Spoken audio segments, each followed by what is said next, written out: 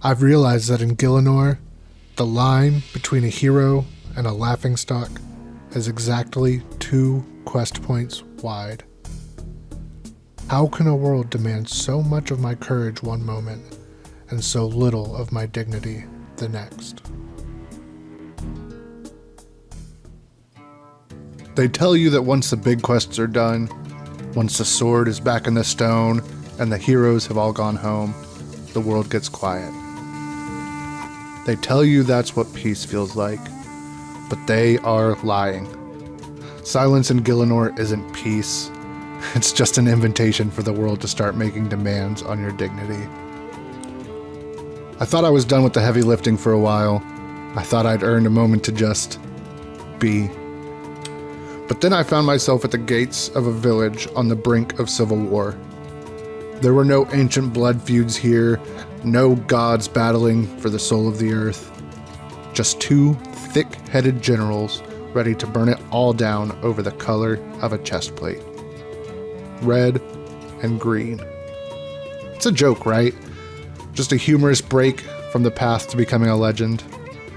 But that's the trap that we fall into, calling this filler content to click through so we can get to the real game.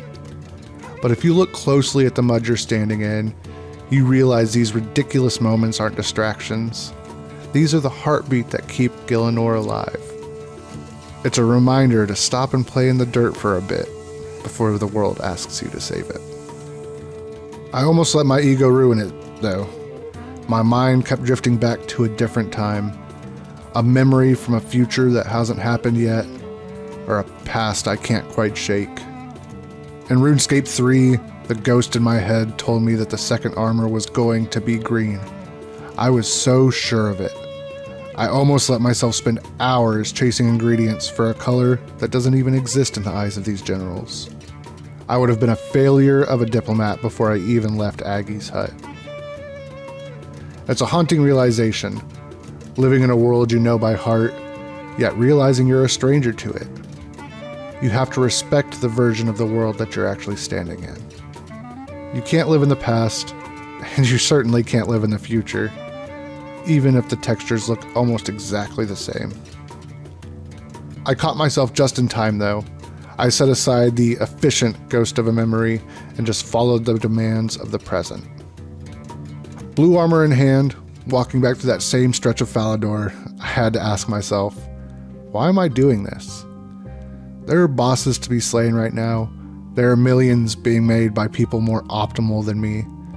And yet here I am, playing stylist to a couple of bickering goblins. Is it a waste of time?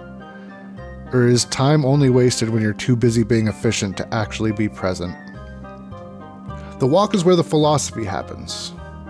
Each trip back to Draynor for another vial of dye is a quiet test of patience. Gielinor is funny like that. It asks for your courage when you're staring down the greater demon, but it asks for your soul when it turns you into a delivery boy for a goblin's wardrobe. It's a different kind of difficulty.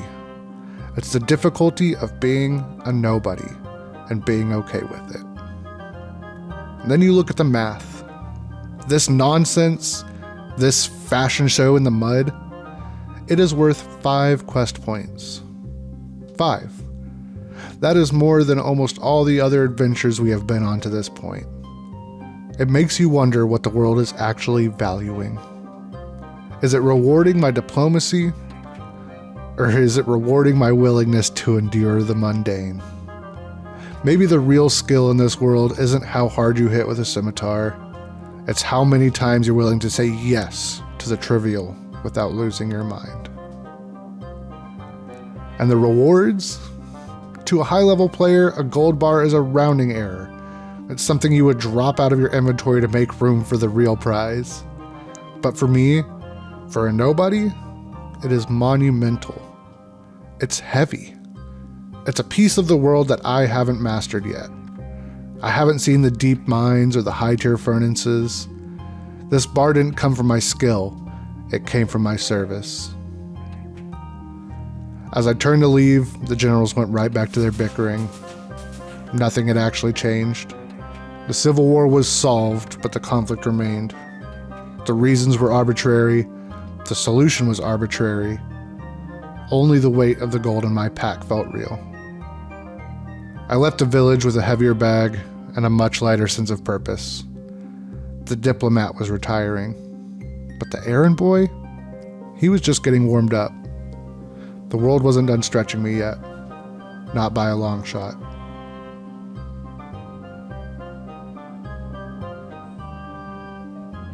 I left the goblins behind, thinking I'd mastered the art of the errand. I thought I understood the terms of my service, but the world has a way of humbling you at the moment you start to feel capable.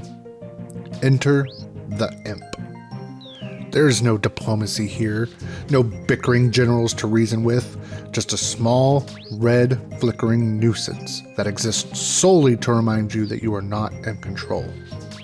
I need 4 beads: red, yellow, black, and white. It sounds so simple, like a childhood scavenger hunt. But in the heat of that hunt, it feels like chasing a ghost.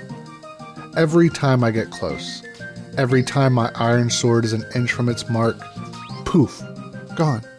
A cloud of smoke and a mocking laugh from across the hillside. It is the ultimate indignity.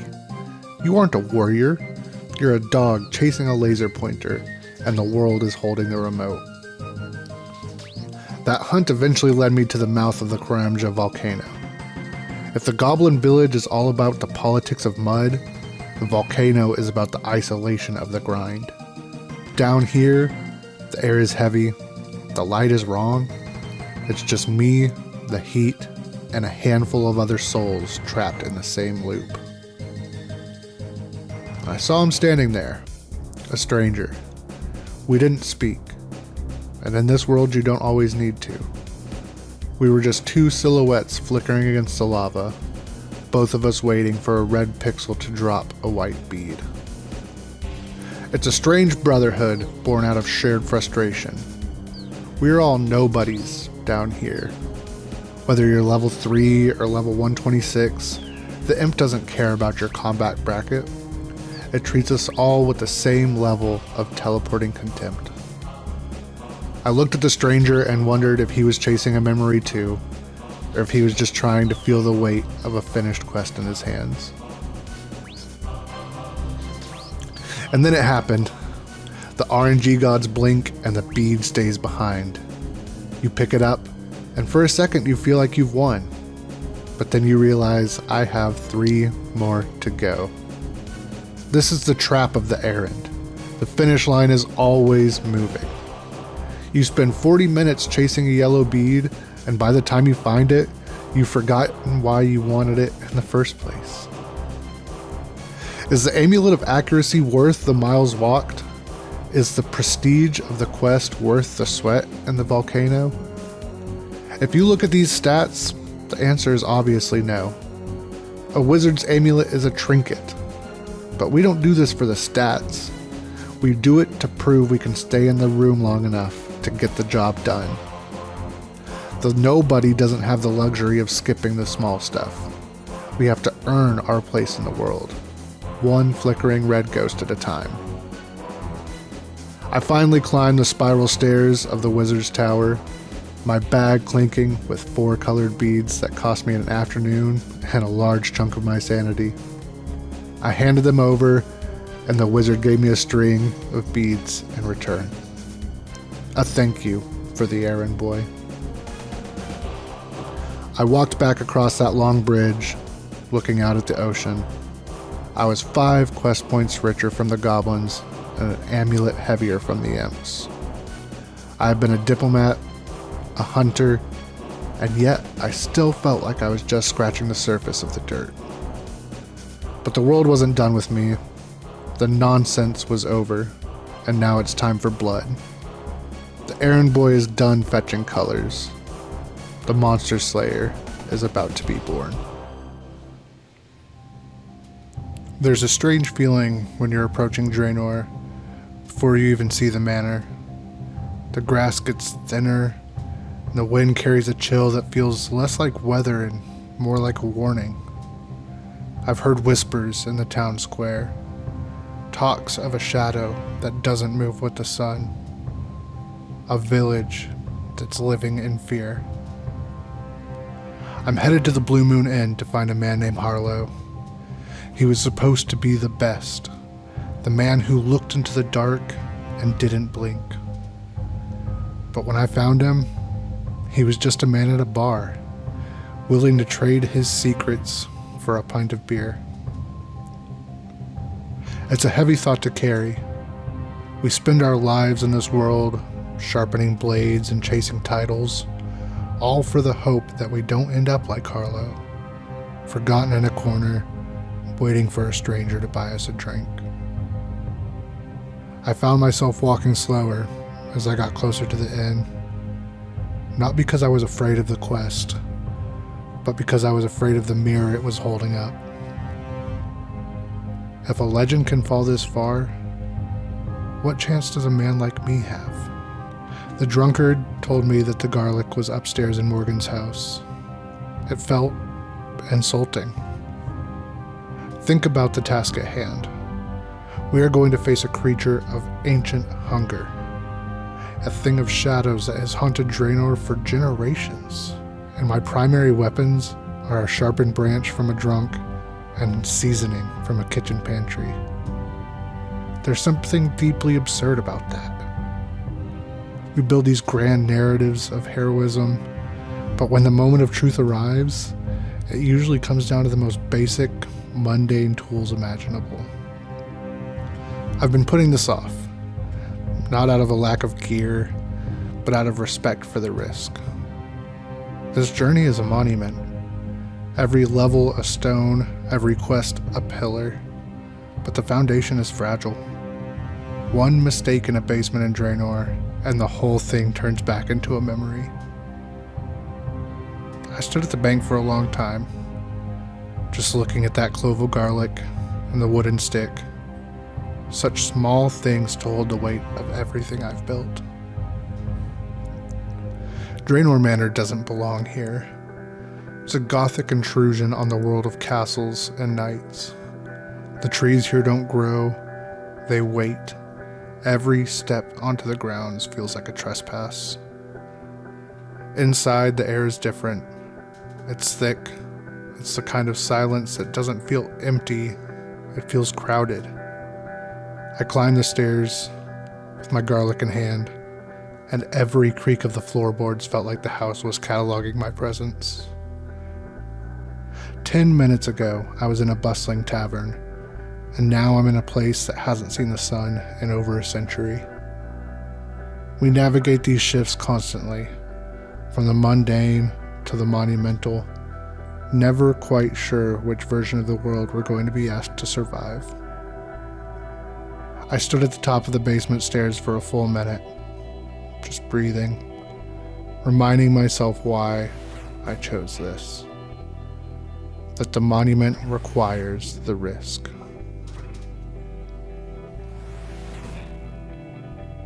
The fight was fast. It always is when the stakes are high. A flurry of steel, the smell of garlic, and then nothing but dust and a wooden stake. I stood there in the dark, my heart racing, waiting for the world to acknowledge the change. And then I saw the reward. 3 quest points.